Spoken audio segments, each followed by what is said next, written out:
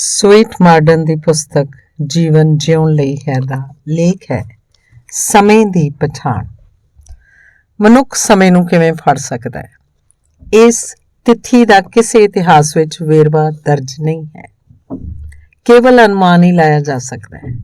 ਜਦੋਂ ਮਨੁੱਖ ਨੇ ਵੇਖਿਆ ਹੋਵੇਗਾ ਕਿ ਸੂਰਜ ਚੜ੍ਹਨ ਨਾਲ ਚਾਰੇ ਪਾਸੇ ਚਾਨਣ ਫੈਲ ਜਾਂਦਾ ਹੈ, ਤਾਂ ਮਨੁੱਖ ਨੇ ਇਸ ਘਟਨਾ ਨੂੰ ਦਿਨ ਦਾ ਨਾਂ ਦਿੱਤਾ। ਜਦੋਂ ਸੂਰਜ ਅਸਤ ਹੋ ਗਿਆ ਤਾਂ ਉਸ ਗਤੀ ਨੂੰ ਰਾਤ ਮੰਨਿਆ।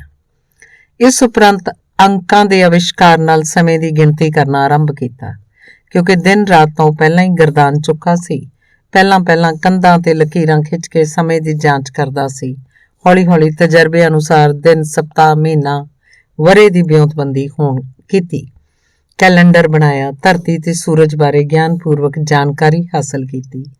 ਧਰਤੀ ਦੀ ਆਪਣੀ ਧੁਰੀ ਦੇ ਆਲੇ ਦੁਆਲੇ ਘੁੰਮਣ ਵਾਲੀ ਕਿਰਿਆ ਅਨੁਸਾਰ ਸੂਰਜ ਦੇ ਚੜ੍ਹਨ ਤੇ ਛਿਪਣ ਦਾ ਸਮਾਂ ਨਿਰਧਾਰਤ ਕੀਤਾ।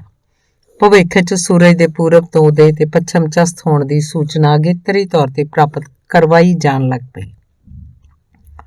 ਮਨੁੱਖ ਨੂੰ ਸਮੇਂ ਦਾ ਗਿਆਨ ਪ੍ਰਾਪਤ ਹੋ ਗਿਆ। ਇਸ ਗਿਆਨ ਦੁਆਰਾ ਹਰ ਜੀਵ, ਮਨੁੱਖ ਹੋਵੇ ਜਾਂ ਪਸ਼ੂ, ਸਭਨਾਂ ਦੀ ਉਮਰ ਦੀ ਹੱਦ ਨਿਰਧਾਰਤ ਕੀਤੀ ਜਾਣ ਲੱਗੀ ਤੇ ਮਨੁੱਖ ਇਸ ਪਾਸੇ ਸਫਲ ਹੋਇਆ ਕਿ ਵੱਖ-ਵੱਖ ਹਾਲਤਾਂ ਵਿੱਚ ਕਿਸ ਦੀ ਕੀ ਉਮਰ ਹੋਏਗੀ। ਇਸ ਕਠਿਨ ਕਾਰਜ ਦਾ ਸਮਾਧਾਨ ਕਰਨ ਦੀ ਸ਼ਕਤੀ ਪ੍ਰਾਪਤ ਹੋਈ।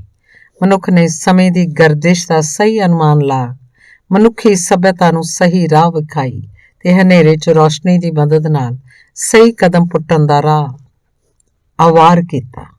ਪਰ ਮਨੁੱਖ ਆਪ ਸਮੇਂ ਦੀ ਗਤੀਸ਼ੀਲਤਾ ਨੂੰ ਸਮਝਣ ਤੋਂ ਅਪੰਗ ਰਿਹਾ। ਅੱਜ ਵੀ ਸਾਡੇ 'ਚੋਂ ਵਧੇਰੇ ਲੋਕ ਸਮੇਂ ਨੂੰ ਨਹੀਂ ਪਛਾਣਦੇ। ਸਮੇਂ ਨੂੰ ਜਾਣਨਾ ਬਹੁਤ ਮੁਸ਼ਕਿਲ ਹੈ। ਅਸੀਂ ਦੱਸ ਸਕਦੇ ਹਾਂ ਕਿ ਕੀ ਸਮਾਂ, ਭਾਵ ਦਿਨ ਜਾਂ ਰਾਤ ਦਾ ਕੀ ਵੇਲਾ ਹੈ। ਸਮਾਂ ਦੱਸਣਾ ਸਮੂਹ ਜਨ ਸ਼ਕਤੀ ਨੂੰ ਆਉਂਦਾ ਹੈ, ਕਿਉਂਕਿ ਘੜੀ ਯੰਤਰ ਨੇ ਅਜਿਹਾ ਕਰਨਾ ਆਸਾਨ ਕਰ ਦਿੱਤਾ ਹੈ, ਪਰ ਕਾਲ ਚੱਕਰ ਦੀਆਂ ਹਰਕਤਾਂ ਵੱਲ ਕਿਸੇ ਦਾ ਧਿਆਨ ਨਹੀਂ ਜਾਂਦਾ।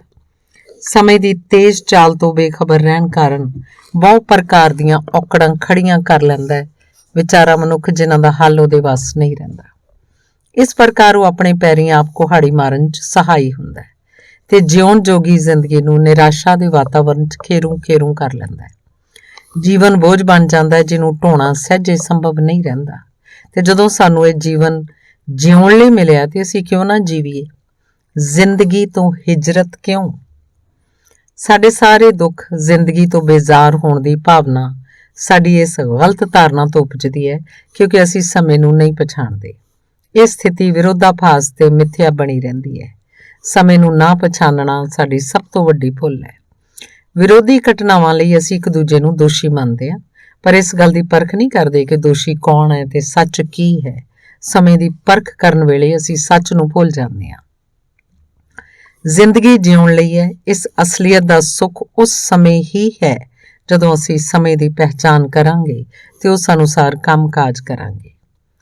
ਹਰ ਸਫਲ ਵਿਅਕਤੀ ਦੀ ਕਾਮਯਾਬੀ ਦਾ ਰਾਜ਼ ਹੈ ਕਿ ਉਹ ਸਮੇਂ ਨੂੰ ਪਛਾਣਦਾ ਹੈ ਤੇ ਉਹਦੇ ਅਨੁਰੂਪ ਕੰਮ ਕਰਦਾ ਹੈ। ਉਸ ਦਾ ਕਾਮਯਾਬੀ ਦਾ ਰਾਜ਼ ਇਹੋ ਸੱਚ ਹੈ।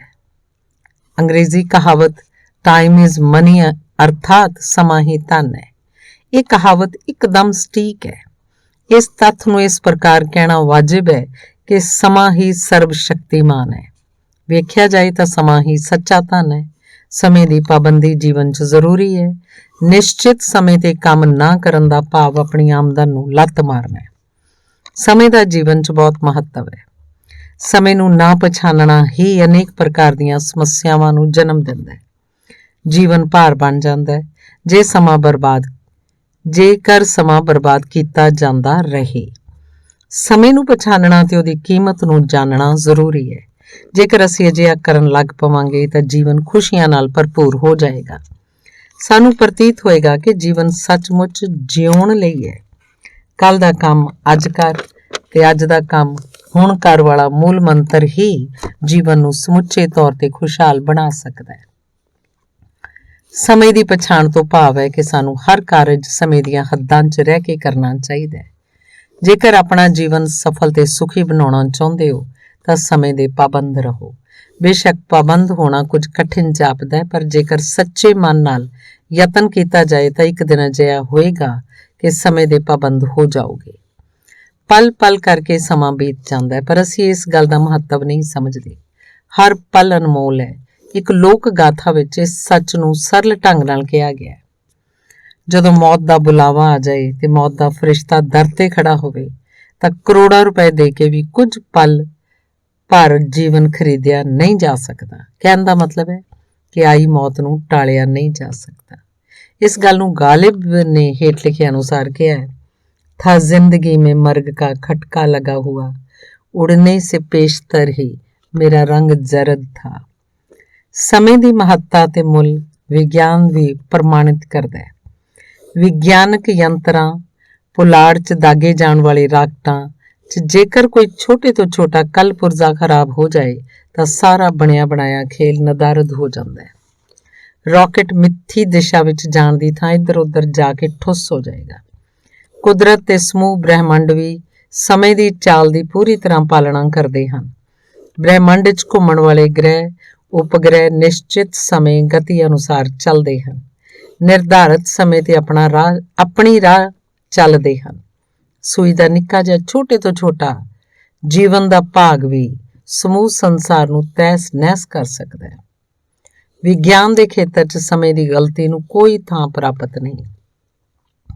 ਸੂਰਜ ਚੰਨ ਵੀ ਆਪਣੇ ਨਿਸ਼ਚਿਤ ਸਮੇਂ ਅਨੁਸਾਰ ਹੀ ਕੰਮ ਕਰਦੇ ਹਨ। ਇਸ ਕਾਰਨ ਖਗੋਲ ਵਿਗਿਆਨੀਆਂ ਨੂੰ ਪੁੱਠੀ ਗਿਣਤੀ ਵੀ ਸਮੇਂ ਦੀ ਪਾਬੰਦੀ 'ਚ ਰਹਿ ਕੇ ਕਰਨੀ ਹੁੰਦੀ ਹੈ। ਸ੍ਰਿਸ਼ਟੀ ਦੇ ਹਰ ਜੀਵ ਜਾਂ ਨਿਰਜੀਵ ਨੂੰ ਸਮੇਂ ਦੀ ਪਾਲਣਾ ਸਖਤਾਈ ਨਾਲ ਕਰਨੀ ਪੈਂਦੀ ਹੈ। ਗ੍ਰਹਿ ਨਕਸ਼ਤਰ ਦਾ ਭਾਵ ਸਮੇਂ ਦੀ ਪਾਬੰਦੀ ਨੂੰ ਹੀ ਦਰਸਾਉਂਦਾ ਹੈ। ਸਮੂਹ ਜੀਵ ਜਗਤ ਸਮੇਂ ਦਾ ਪਾਲਣ ਕਰਦਾ ਹੈ। ਹਿਜਰਤ ਕਰਨ ਵਾਲੇ ਪੰਛੀ ਵੀ ਸਮੇਂ ਦੇ ਫੇਰ ਅਨੁਸਾਰ ਹਿਜਰਤ ਕਰਦੇ ਹਨ। ਨਿਸ਼ਚਿਤ ਸਮੇਂ ਅਨੁਸਾਰ ਹੀ ਕਾਮ ਕ੍ਰੀੜਾ ਕਰਦੇ ਹਨ ਤੇ ਜੀਵਨ ਦੀ ਹਰ ਕਿਰਿਆ ਸਮੇਂਬੱਧ ਢੰਗ ਅਨੁਸਾਰ ਕਰਦੇ ਹਨ। ਮਨੁੱਖ ਹੀ ਅਜਿਹਾ ਜੀਵ ਹੈ ਜਿਹੜਾ ਸਮੇਂ ਅਨੁਸਾਰ ਕੰਮ ਨਹੀਂ ਕਰਦਾ ਤੇ ਨਾ ਹੀ ਕਦਰ ਕਰਦਾ ਹੈ। ਸਮੇਂ ਦੀ ਹੋਂਦ ਬਾਰੇ ਲਾਪਰਵਾਹ, ਸਮੇਂ ਦੀ ਕਦਰ ਨਾ ਕਰਨਾ ਮਨੁੱਖੀ ਜੀਵਨ ਨੂੰ ਖੇਰੂ ਕਰਨ ਵਾਲਾ ਸਿੱਧ ਹੁੰਦਾ ਹੈ। ਮਨੁੱਖ ਨੂੰ ਛੱਡ ਕੇ ਨਾ ਕੁਦਰਤ ਤੇ ਨਾ ਹੀ ਕਿਸੇ ਹੋਰ ਜੀਵ ਦੀ ਅਜਿਹੀ ਮੰਦੀ ਜਾਂ ਤਰਸਯੋਗ ਹਾਲਤ ਹੁੰਦੀ। ਭਗਤ ਕਬੀਰ ਨੇ ਇਸ ਕਥਨੀ ਤੇ ਕਰਨੀ ਦੇ ਫਰਕ ਨੂੰ ਇਸ ਪ੍ਰਕਾਰ ਫਰਮਾਇਆ, ਹੁਣ ਪਛਤਾਉਣ ਨਾਲ ਕੀ ਹੁੰਦਾ ਜਦੋਂ ਚਿੜੀਆਂ ਨੇ ਦਾਣਾ ਦੁਨਕਾ ਖਾ ਖਾ ਕੇ ਸਾਰੀ ਫਸਲ ਨਸ਼ਟ ਕਰ ਦਿੱਤੀ। ਸਮੇਂ ਦੀ ਕਦਰ ਤੇ ਪਰਵਾਹ ਨਾ ਕਰਨਾ ਮਨੁੱਖੀ ਜੀਵਨ ਦਾ ਸਭ ਨਾਲੋਂ ਵੱਡਾ ਦੋਸ਼ ਹੈ। ਹਰ ਔਕੜ ਦੀ ਜੜ ਸਮੇਂ ਦੀ ਪਾਬੰਦੀ ਹੀ ਜੀਵਨ ਨੂੰ ਸਫਲ ਕਰਨ ਵਾਲਾ ਸਾਧਕ ਹੈ। ਹਰ ਕੰਮ ਸਮੇਂ ਤੇ ਕੀਤਾ ਜਾਣਾ ਜ਼ਰੂਰੀ ਹੈ। ਵਕਤ ਰਹਿੰਦੇ ਸੌਣਾ ਤੇ ਜਾਗਣ ਦਾ ਨਿਯਮ ਹੀ ਮਨੁੱਖ ਦੀ ਉੱਤਮਤਾ ਹੈ। ਖਾਣ ਪਾਣ ਸਮੇਂ ਸਿਰ ਸੁਹਾਉਂਦਾ ਹੈ। ਅਜਿਹਾ ਨਾ ਹੋਵੇ ਤਾਂ ਰੋਗਾਂ ਦਾ ਸ਼ਿਕਾਰ ਹੋਣਾ ਯਕੀਨੀ ਹੈ। ਸਮੇਂ ਦੀ ਪਾਬੰਦੀ ਹਰ ਰੋਗ ਦਾ ਦਾਰੂ ਤੇ ਸਫਲਤਾ ਪ੍ਰਾਪਤੀ ਦਾ ਗੁਰਮੰਤਰ ਹੈ। ਮਨੁੱਖ ਦੇ ਜੀਵਨ ਦਾ ਹਰ ਪਲ ਵੱਡਮੁੱਲ ਹੈ। ਜਿਹੜਾ ਪਲ ਬੀਤ ਜਾਂਦਾ ਉਹ ਵਾਪਸ ਨਹੀਂ ਆ ਸਕਦਾ। ਇੱਕ ਕਵੀ ਨੇ ਇਸ ਤੱਥ ਨੂੰ ਇਸ ਪ੍ਰਕਾਰ ਚਿਤਾਰਿਆ ਹੈ, ਸਦਾ ਦੌਰਾਂ ਦਿਖਾਤਾ ਨਹੀਂ, ਗਿਆ ਵਕਤ ਫਿਰ ਹਾਥ ਆਤਾ ਨਹੀਂ।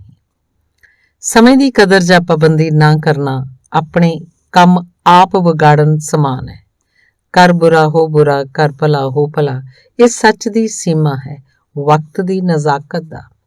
ਸਰ ਐਡਵਰਡ ਥਾਮਸ ਬਰਤਾਨੀਆ ਦੇ ਲੋਕ ਨਿਰਮਾਣ ਤੇ ਆਵਾਜਾਈ ਜਿਹੇ ਮਹੱਤਵਪੂਰਨ ਵਿਭਾਗਾਂ ਦੇ ਮੰਤਰੀ ਸਨ। ਇੱਕ ਮਹੱਤਵਪੂਰਨ ਲੋਕ ਉਸਾਰੀ ਦੇ ਕੰਮ ਲਈ ਟੈਂਡਰ ਮੰਗੇ ਗਏ।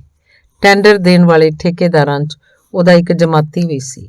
ਉਹ ਮੰਤਰੀ ਥਾਮਸ ਨੂੰ ਮਿਲਿਆ ਤੇ ਬੇਨਤੀ ਕਰਦੇ ਕਿਹਾ, ਆਪ ਦੇ ਵਿਭਾਗ ਵੱਲੋਂ ਕੱਢੇ ਟੈਂਡਰ ਦੀਆਂ ਸਮੂਹ ਸ਼ਰਤਾਂ ਪੂਰੀਆਂ ਕਰ ਦਿੱਤੀਆਂ ਹਨ, ਮੇਰੀ ਸਹਾਇਤਾ ਕੀਤੀ ਜਾਏ।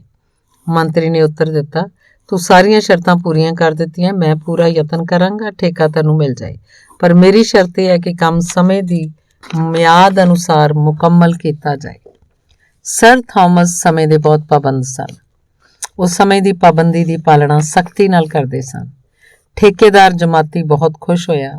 ਸਮੇਂ ਦੀ ਹੱਦ ਅੰਦਰ ਰਹਿ ਕੇ ਕੰਮ ਕਰਨ ਦਾ ਵਿਸ਼ਵਾਸ ਮਿਲ ਜਾਣ ਤੇ ਠੇਕਾ ਉਹਨੂੰ ਮਿਲ ਗਿਆ। ਅੰਦਾਜ਼ਾ ਠੀਕ ਸੀ। ਟੈਂਡਰ ਦੀਆਂ ਸ਼ਰਤਾਂ ਅਨੁਸਾਰ ਕੰਮ ਅਲਾਟ ਕਰ ਦਿੱਤਾ ਗਿਆ। ਸਰ ਥਾਮਸਨ ਨੇ ਟੈਲੀਫੋਨ ਰਾਹੀਂ ਆਪਣੇ ਦੋਸਤ ਨੂੰ ਟੈਂਡਰ ਮਨਜ਼ੂਰੀ ਦੀ ਸੂਚਨਾ ਦਿੱਤੀ। ਨਿੱਜੀ ਤੌਰ ਤੇ ਆ ਕੇ ਮਨਜ਼ੂਰੀ ਪੱਤਰ ਪ੍ਰਾਪਤ ਕਰਨ ਹਿੱਤ ਕਹਿ ਦਿੱਤਾ। ਠੀਕ ਹੈ, ਮੈਂ 1 ਵਜੇ ਆ ਜਾਵਾਂਗਾ, ਮਿੱਤਰ ਨੇ ਕਿਹਾ। ਆਪ ਦਾ ਇੰਤਜ਼ਾਰ ਕਰਾਂਗਾ, ਮੰਤਰੀ ਦਾ ਉੱਤਰ ਸੀ। ਮੰਤਰੀ ਦਾ ਠੇਕੇਦਾਰ ਦੋਸਤ ਜਦੋਂ ਦਫ਼ਤਰ ਪਹੁੰਚਿਆ ਸਮਾਂ 1:02 ਹੋ ਚੁੱਕਾ ਸੀ। ਮੰਤਰੀ ਜੀ ਦਫ਼ਤਰ ਵਿੱਚ ਹੀ ਸਨ। सूचना मिलण ते थॉमस ने घड़ी ਵੱਲ ਵੇਖਿਆ ਤੇ ਹੁਕਮ ਦਿੱਤਾ, ਮੇਰੇ ਮਿੱਤਰ ਨੂੰ ਦੱਸ ਦਿਓ ਕਿ ਉਹਨਾਂ ਦਾ ਟੈਂਡਰ ਰੱਦ ਹੋ ਚੁੱਕਾ ਹੈ। ਰੱਦ ਟੈਂਡਰ ਵਾਪਸ ਕਰ ਦਿੱਤਾ। ਇਹ ਸੁਣ ਕੇ ਮਿੱਤਰ ਦੇ ਹੱਥਾਂ ਦੇ ਤੋਤੇ ਉੱਡ ਗਏ। ਠੇਕੇਦਾਰ ਨੇ ਸਵਾਗਤਕਰਤਾ ਦੇ ਕਮਰੇ ਵਿੱਚੋਂ ਮੰਤਰੀ ਜੀ ਨਾਲ ਟੈਲੀਫੋਨ ਤੇ ਗੱਲ ਕਰਕੇ ਪੁੱਛਿਆ, ਕੀ ਗੱਲ ਹੈ? ਟੈਂਡਰ ਰੱਦ ਕਿਉਂ ਕਰ ਦਿੱਤਾ? ਮੰਤਰੀ ਦਾ 2 ਅੱਖਰੀ ਉੱਤਰ ਸੀ, ਕੁਝ ਨਹੀਂ, ਟੈਂਡਰ ਨਾਮਨਜ਼ੂਰ ਹੋ ਗਿਆ। ਕਿਉਂ? ਮਿੱਤਰ ਨੇ ਮੁੜ ਪੁੱਛਿਆ। ਤੂੰ ਕੰਮ ਸਮੇਂ ਸਿਰ ਪੂਰਾ ਨਹੀਂ ਕਰੇਗਾ। ਮੰਤਰੀ ਨੇ ਉੱਤਰ ਦਿੱਤਾ, ਯਾਰ ਮੈਂ ਹਰ ਹਾਲਤ 'ਚ ਕੰਮ ਪੂਰਾ ਕਰਾਂਗਾ। ਨਹੀਂ ਹੋਏਗਾ। ਤੂੰ 1 ਵਜੇ ਆਉਣ ਦਾ ਵਾਅਦਾ ਕੀਤਾ ਸੀ। 2 ਮਿੰਟ ਲੇਟ ਹੋਣਾ ਇਸ ਗੱਲ ਦਾ ਪ੍ਰਮਾਣ ਹੈ ਕਿ ਤੂੰ ਕੰਮ ਸਮੇਂ ਸਿਰ ਨਹੀਂ ਕਰ ਸਕਦਾ। ਕਿਰਪਾ ਕਰਕੇ ਇਸ ਗੱਲ ਨੂੰ ਦੁਖਾਂਤ ਸਮਝ ਕੇ ਛੱਡ ਦਿਓ। ਮਿੱਤਰ ਨਿਰਾਸ਼ ਹੋ ਕੇ ਪਰਤ ਗਿਆ। ਸਮੇਂ ਦੀ ਪਾਬੰਦੀ ਤੋਂ ਲਾਪਰਵਾਹ ਹੋਣ ਕਾਰਨ ਉਹਨੂੰ ਭਾਰੀ ਕੀਮਤ ਚੁਕਾਉਣੀ ਪਈ। ਉਹ ਭਲੀ ਪ੍ਰਕਾਰ ਜਾਣਦਾ ਸੀ ਕਿ ਮੰਤਰੀ ਸਮੇਂ ਦਾ ਪਾਬੰਦ ਹੈ ਤੇ ਲੇਟ ਹੋਣ ਵਾਲੇ ਨੂੰ ਪਸੰਦ ਨਹੀਂ ਕਰਦਾ, ਤਾਂ ਵੀ ਠੇਕੇਦਾਰ ਸਮੇਂ ਦੀ ਕਦਰ ਤੇ ਕੀਮਤ ਨੂੰ ਪਛਾਣ ਨਾ ਸਕਿਆ। ਦੇਰ ਨਾਲ ਆਇਆ, ਠੇਕਾ ਗਵਾ ਲਿਆ। ਸਮੇਂ ਦਾ ਆਪਣਾ ਮੁੱਲ ਹੈ। ਜਿਹੜਾ ਸਮੇਂ ਦਾ ਮਹੱਤਵ ਨਹੀਂ ਜਾਣਦਾ, ਉਹਨੂੰ ਉਪਰੋਕਤ ਅਨੁਸਾਰ ਔਕੜਾਂ ਦਰਪੇਸ਼ ਆਉਂਦੀਆਂ ਹਨ। ਅੰਗਰੇਜ਼ੀ ਰਸਾਲੇ 'ਚ ਬਹੁਤ ਸਮਾਂ ਪਹਿਲਾਂ ਇੱਕ ਕਹਾਣੀ ਛਪੀ ਸੀ ਜਿਹਦਾ ਸਿਰਲੇਖ ਸੀ ਸਮੇਂ ਦੀ ਕੀਮਤ। ਵੇਰਵਾ ਇਸ ਪ੍ਰਕਾਰ ਸੀ, ਇਸ ਦਾ ਮੁੱਲ ਕੀ ਹੈ? 2 ਪੌਂਡ। ਕੁਝ ਘੱਟ ਕਰ ਦਿਓ। 2 ਪੌਂਡ 10 ਪੈਂਸ। ਸ਼੍ਰੀਮਾਨ ਜੀ, ਹੁਣੇ ਤਾਂ 2 ਪੌਂਡ ਮੁੱਲ ਦੱਸਿਆ ਸੀ। 2 ਪੌਂਡ 1 ਸ਼ਿਲਿੰਗ। ਵਾਹ ਜੀ ਵਾਹ, ਕੀ ਮਜ਼ਾਕ ਕਰ ਰਹੇ ਹੋ ਤੂੰ? ਤੁਸੀਂ ਪੁਸਤਕ ਰੱਖ ਦਿਓ। ਤੁਸੀਂ ਪੁਸਤਕ ਖਰੀਦ ਨਹੀਂ ਸਕਦੇ। ਵਿਅਰਥੀ ਮੁੱਲ ਲੈਣ ਦੇਣ ਦੇ ਰੌਲੇ 'ਚ ਮੇਰਾ ਸਮਾਂ ਬਰਬਾਦ ਕਰ ਰਹੇ ਹੋ। ਇਸ ਕਾਰਨ ਮੈਂ ਆਪਣੇ ਸਮੇਂ ਦੀ ਕੀਮਤ ਕਿਤਾਬ ਦੀ ਕੀਮਤ 'ਚ ਜੋੜਦਾ ਜਾ ਰਿਹਾ। ਦੁਕਾਨ ਤੇ ਟੰਗਾ ਬੋਰਡ ਵੇਖੋ, ਫਿਕਸਡ ਪ੍ਰਾਈਸ, ਮੁੱਲ 1। ਗ੍ਰਾਹਕ ਸ਼ਰਮਿੰਦਾ ਹੋ ਗਿਆ। ਇਹ ਹੈ ਸਮੇਂ ਦਾ ਮੁੱਲ। ਸਮੇਂ ਨੂੰ ਪਹਿਚਾਣੋ, ਸਮੇਂ ਦੀ ਕੀਮਤ ਜਾਣੋ, ਸਮੇਂ ਸਿਰ ਹਰ ਕੰਮ ਨੇਪਰੇ ਚਾੜੋ। ਸੁਖੀ ਰਹਿਣ ਦਾ ਇੱਕ ਵੱਡਾ ਢੰਗ ਹੈ। ਕੰਮ ਟਾਲਣ ਨਾਲ ਬੋਝ ਵੱਧ ਜਾਏਗਾ, ਪਰੇਸ਼ਾਨੀ ਵੀ ਵੱਧਦੀ ਜਾਏਗੀ। ਹਰ ਕੰਮ ਨੂੰ ਸਮੇਂ ਸਿਰ ਨਜਿੱਠਿਆ ਜਾਏ। ਸਮੇਂ ਦੀ ਪਾਬੰਦੀ ਦੀ ਪਾਲਣਾ ਨਾ ਕਰਨ ਨਾਲ ਮਨੁੱਖੀ ਦਿਮਾਗ ਦਾ ਚਕਰਾ ਜਾਣਾ ਯਕੀਨੀ ਹੈ। ਕੀ ਕਰਾਂ ਵਾਲੀ ਹਾਸੋਹੀਣੀ ਹਾਲਤ ਹੋ ਜਾਏਗੀ। ਸਮੇਂ ਦਾ ਮਹੱਤਵ ਸਮਝਣਾ ਹੀ ਸੂਝ ਦਾ ਸੂਚਕ ਹੈ। ਰਾਬਰਟ ਬਰਾਊਨ ਸਮੇਂ ਦਾ ਮਹੱਤਵ ਜਾਣਦਾ ਸੀ। ਉਹ ਅੰਗਰੇਜ਼ੀ ਦਾ ਪ੍ਰਸਿੱਧ ਕਵੀ ਸੀ। ਕੌਫੀ ਦਾ ਪਿਆਲਾ ਆਪ ਬਣਾ ਕੇ ਪੀਂਦਾ ਸੀ। ਜਦੋਂ ਤੱਕ ਕੌਫੀ ਤਿਆਰ ਹੁੰਦੀ, ਉਸ ਸਮੇਂ ਦੌਰਾਨ ਇੱਕ ਕਵਿਤਾ ਪੂਰੀ ਕਰ ਲੈਂਦਾ ਸੀ। ਇਸ ਪ੍ਰਕਾਰ ਉਹ ਪਲ ਪਲ ਦਾ ਸਹੀ ਉਪਯੋਗ ਕਰਦਾ ਸੀ। ਇੱਕ ਹੋਰ ਸੱਜਣ ਸਨ। ਰਾਮ ਰਾਮ ਲਿਖਣ ਦਾ ਸ਼ੌਕ ਸੀ। 1 ਲੱਖ ਵਾਰ ਰਾਮ ਰਾਮ ਲਿਖ ਦਿੱਤਾ। ਉਹਨੂੰ ਪੁੱਛਿਆ ਗਿਆ, ਰਾਮ ਰਾਮ ਲਿਖਣ ਤੇ ਕਿੰਨਾ ਸਮਾਂ ਲੱਗਾ? ਉੱਤਰ ਦਿੱਤਾ, ਪ੍ਰਤੀ ਦਿਨ ਕੇਵਲ 10 ਮਿੰਟ। 1000 ਦਿਨ 'ਚ ਪੂਰਾ ਹੋ ਗਿਆ। ਜੇਕਰ ਲਗਾਤਾਰ ਲਿਖਦਾ ਰਹਿੰਦਾ ਤਾਂ ਕਿੰਨਾ ਸਮਾਂ ਲੱਗਦਾ? ਪਰ ਹਰ ਰੋਜ਼ ਕੇਵਲ 10 ਮਿੰਟ ਲਿਖ ਕੇ ਹੀ ਕੰਮ ਪੂਰਾ ਹੋ ਗਿਆ। ਇਹ ਚਮਤਕਾਰ ਹੈ ਸਮੇਂ ਦਾ। ਇੱਕ ਵੀ ਪਲ ਜ਼ਾਇਆ ਨਹੀਂ ਕਰਨਾ ਚਾਹੀਦਾ। ਆਪ ਦਾ ਹਰ ਪਲ ਕੀਮਤੀ ਹੈ। ਇਸ ਸੱਚ ਨੂੰ ਨਹੀਂ ਭੁੱਲਣਾ ਚਾਹੀਦਾ। ਇੱਕ ਇੱਕ ਪਲ ਦਾ ਆਪਣਾ ਮਹੱਤਵ ਹੈ, ਆਪਣਾ ਮੁੱਲ ਹੈ। ਇਸ ਸੱਚ ਤੋਂ ਜਦੋਂ ਜਾਣੂ ਹੋ ਜਾਓਗੇ ਤਾਂ ਉਸ ਦਿਨ ਸਮਝ ਆਏਗੀ ਕਿ ਸੱਚਮੁੱਚ ਇਹ ਜੀਵਨ ਜਿਉਣ ਲਈ ਹੈ। ਆਪਣੇ ਦਿਨ ਭਰ ਦੇ ਕੰਮਾਂ ਦੇ ਸਮੇਂ ਦੀ ਵੰਡ ਕਰੋ। ਨਿਸ਼ਚਿਤ ਕੀਤਾ ਜਾਏ ਕਿ ਕਿਹੜਾ ਕੰਮ ਕਿਸ ਸਮੇਂ ਮੁਕੰਮਲ ਕਰਨਾ ਹੈ।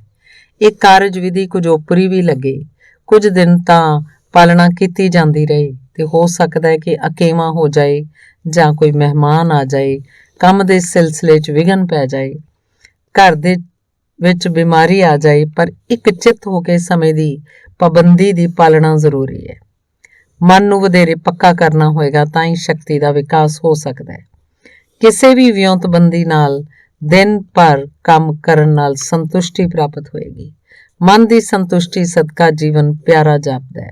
ਅਭਿਆਸ ਕਰਕੇ ਤਾਂ ਵੇਖੋ। ਇੱਕ ਗੱਲ ਹੋਰ, ਨੀਂਦ ਹਰ ਵਿਅਕਤੀ ਲਈ ਜ਼ਰੂਰੀ ਹੈ। ਹਰ ਰਾਤ ਸੌਣ ਲਈ ਹੁੰਦੀ ਹੈ। ਨੀਂਦਰ ਲੈਣ ਤੋਂ ਪਹਿਲਾਂ ਇੱਕ ਕੰਮ ਜ਼ਰੂਰੀ ਹੈ। ਵਿਚਾਰ ਕਰ, ਹਿਸਾਬ ਲਾ, ਅੱਜ ਤੁਸੀਂ ਕੀ ਕੀਤਾ, ਕਿਹੜੇ ਕੰਮ ਅੰਜਾਮ ਕੀਤੇ, ਕਿਹੜਾ ਕੰਮ ਕਰਨ ਤੋਂ ਰਹਿ ਗਿਆ, ਕੱਲ ਕੀ ਕਰਨਾ ਹੈ, ਕਿੰਨਾ ਕੁ ਸਮਾਂ ਗਵਾ ਦਿੱਤਾ। ਸਹੀ ਘੋਖ ਕਰ, ਆਪਣੀਆਂ ਕਮਜ਼ੋਰੀਆਂ ਤੇ ਝਾਤ ਮਾਰ। ਅਜਿਹੀ ਕਾਰਜ ਪ੍ਰਣਾਲੀ ਅਪਣਾ ਕੇ ਮਨੁੱਖ ਆਪਣੇ ਜੀਵਨ 'ਚ ਸੁਖਾਵਾਂ ਮਾਹੌਲ ਪੈਦਾ ਕਰਨ ਦੀ ਸ਼ਕਤੀ ਰੱਖਦਾ ਹੈ। ਇਹ ਸੱਚ ਹੈ ਕਿ ਇੱਕ ਦਿਨ ਜੀਵਨ ਦਾ ਅੰਤ ਹੁੰਦਾ ਹੈ। ਜੀਵਨ ਦਾ ਸਾਰਾ ਖੇਲ ਕਿਸੇ ਪਲ ਵੀ ਮੁੱਕ ਸਕਦਾ ਹੈ। ਉਹ ਪਲ ਕਿਹੜਾ ਹੋਏਗਾ ਕੋਈ ਨਹੀਂ ਜਾਣਦਾ, ਪਰ ਇਸ ਸੱਚ ਤੋਂ ਤੁਸੀਂ ਜਾਣੋ ਕਿ ਜੀਵਨ ਹਰ ਪਲ ਕੱਟ ਰਿਹਾ ਹੈ।